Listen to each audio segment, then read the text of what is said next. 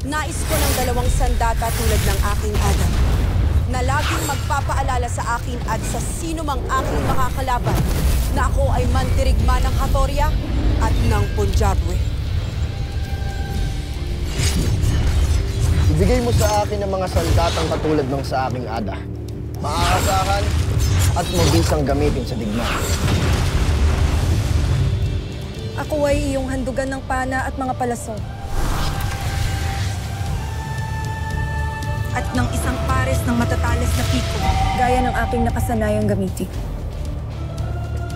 Gusto ko sana ng isang mahabang baston. Parang yung ginamit ko sa Distrito 6 para tulungan yung mga kapitbahay ko. Siyempre yung mas matibay, ha? At kung pwede sana yung nahahati sa dalawa.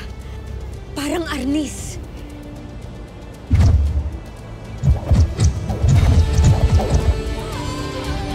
Iyan ang mga sandatang gagamitin nyo upang labanan ng patas ang mga kalabang walang kapangyarihan.